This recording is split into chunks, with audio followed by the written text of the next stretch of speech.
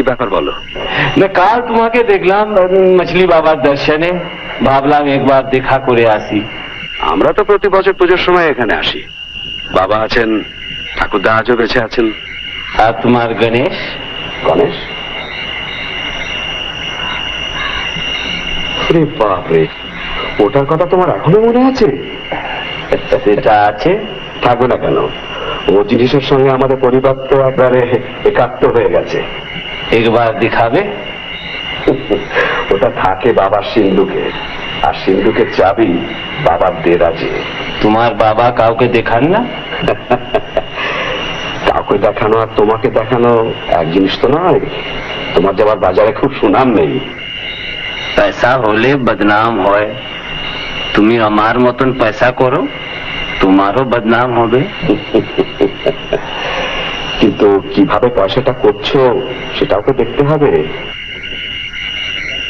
গুজব শুনতে পাই তুমি নাকি দেশের শিল্প সম্পদ সব বাইরে পাচার করে দিচ্ছ, আর আমেরিকানরা সব মোটা মোটা টাকায় সেগুলো কিনে নিচ্ছে। আমি 20,000 রুপিয়া অফার করছি উমানাথ। আমি সঙ্গে এনেছি ক্যাশ। জিনিসটা তো তুমি চোখেই দেখোনি, না দেখে এতগুলো টাকা তুমি অফার করে দিচ্ছ।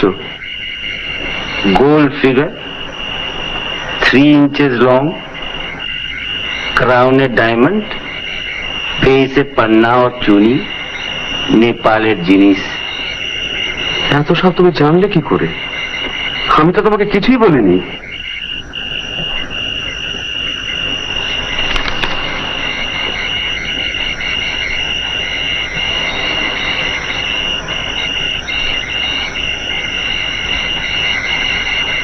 বাবা,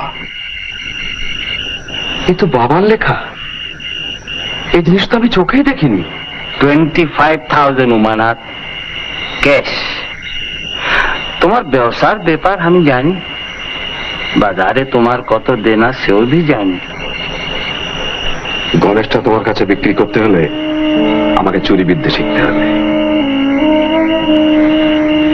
বিক্রির কোনো প্রশ্নই ওঠে না। 30,000 উমানাথ। সবার কাছে আমি জিনিস চেয়ে নিই না, দরকার হলে নিয়ে নি, তাতে আমার পয়সাও লাগে না। তোমার সঙ্গে আমি খোলাখুলি কাম করছি। না ভাই, সরি। এই তোমার শেষ কথা। শেষ কথা।